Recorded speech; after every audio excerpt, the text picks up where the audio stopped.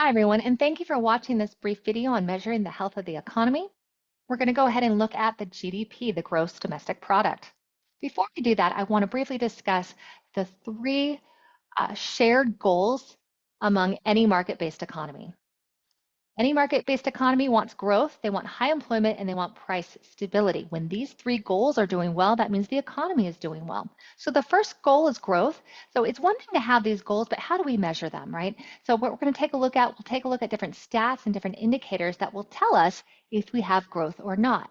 So one of the main indicators that economists use and that you hear in the news a lot is the GDP, or the gross domestic product.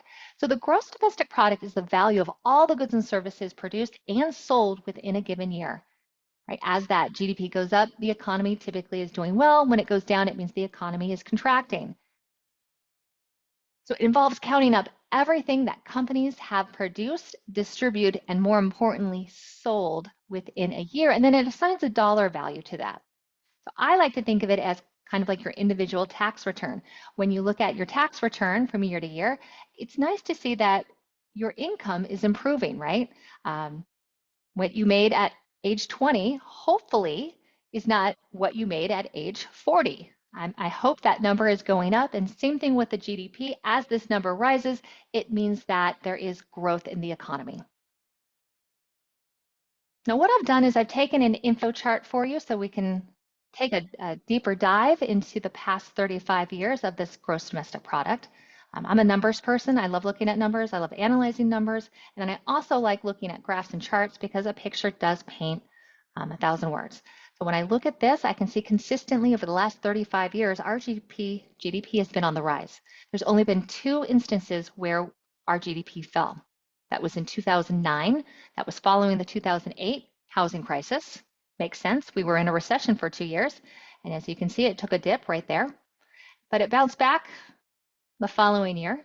And then again, it was on the same trajectory until we hit 2020. Now, we all know what happened in 2020. The world shut down. And so obviously things weren't being produced as much, and things weren't being as sold. And with that came a little bit of a hiccup there to the GDP.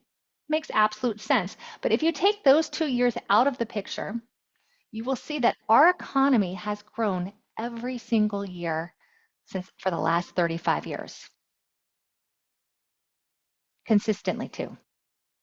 Now, one of the things I want to point out over here to the right, when we look to the right of 2020, you can see that we have different stats, and the trajectory is a little bit sharper, right? And that would make sense considering we had the world shut down in 2020, production pretty much halted, and then what we had to do is in 2021, things opened back up, and of course, then our gross domestic product, jumped as well.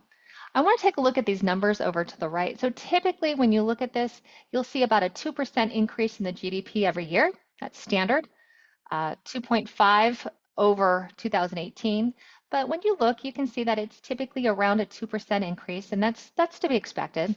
Now, over here in 2021, we had a 5.8% increase. And again, that's because that's following that 2020 shutdown. It's just kind of recouping what it lost in 2020. And then in 2022, it slowed down to about 1.9% increase. And then in 2023 and 2024, it's increased again. So if you look at these stats, in 2023, we had a GDP of $27 trillion, which was a 2.5% increase, one of the highest increases of all time if we exclude the 2021. But 2024 came along and said, you know what, hold everything.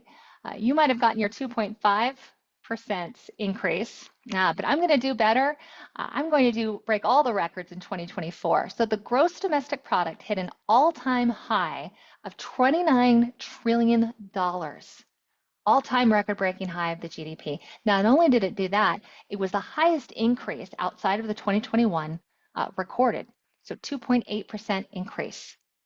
Now, if you didn't know what was going on with our economy, if you had no idea about prices or anything, that you were just looking at the statistic, you would say our economy is strong, right? But we know better. We know that there are other things that saying that it probably might not be strong. We'll go ahead and take a look at those videos in just a moment. But if you were just looking at this one stat, you would say that 2024 was probably the best economic year ever. You should see my face right now. I have a little bit of a smirk. All right. So when we look at the different countries and we look at our competition, right, because it's all about competing against world markets, when we look at different countries around the world, we can see that the United States has a 29 trillion dollar GDP.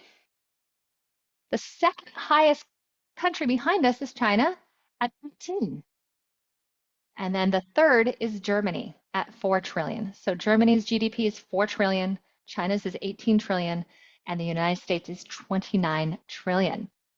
As you can see, that's a very large gap, almost twice, not quite, but almost twice uh, the amount of the second highest country. When you look at these numbers again, it should indicate that our economy is as strong as it ever has been. All right, so this wraps up the GDP. We're going to go ahead and now discuss the employment rate in the next video.